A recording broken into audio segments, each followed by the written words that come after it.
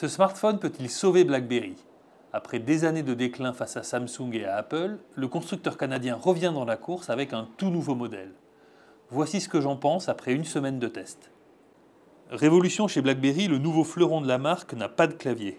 En apparence, rien d'original, il fait penser à un iPhone 5 avec un écran un peu plus grand. La prise en main est excellente, l'appareil n'est ni trop gros ni trop lourd. Quand on l'allume, on découvre le tout nouveau système d'exploitation BlackBerry 10. Particularité, il se pilote en faisant glisser le doigt de l'intérieur vers l'extérieur de l'écran.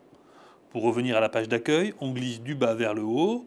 Pour rappeler les préférences, on glisse du haut vers le bas, comme ça. Et pour accéder au message, on fait un arc de cercle en partant du bas à gauche.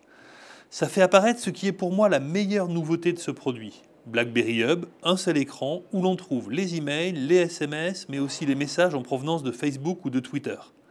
C'est simple mais efficace et ça évite de passer d'une application à une autre. Autre bon point, le clavier virtuel. Les touches sont bien espacées et il y a un tout nouveau système de saisie prédictive. Vous savez, la fonction qui suggère la fin des mots quand vous commencez à les taper. Sur le Z10, les propositions s'affichent au-dessus du clavier. Il suffit de faire glisser le mot qui convient. Pour le reste, l'appareil est rapide, le multitâche est bien géré, l'écran est de bonne qualité. Bref, beaucoup de bonnes choses. Il y en a aussi des moins bonnes. La boutique d'applications est un peu faible, notamment pour ce qui concerne les contenus en français.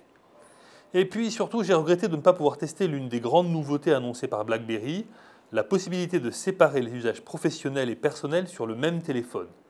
Pour en bénéficier, il faut que l'entreprise installe la nouvelle version de BlackBerry Server. En conclusion, j'aime bien le Z10, mais je ne suis pas du tout sûr qu'il suffira à sauver BlackBerry. C'est clairement un bon smartphone, avec quelques innovations bien vues, notamment pour les messages. Son gros problème, c'est qu'il arrive très tard sur un marché déjà très encombré.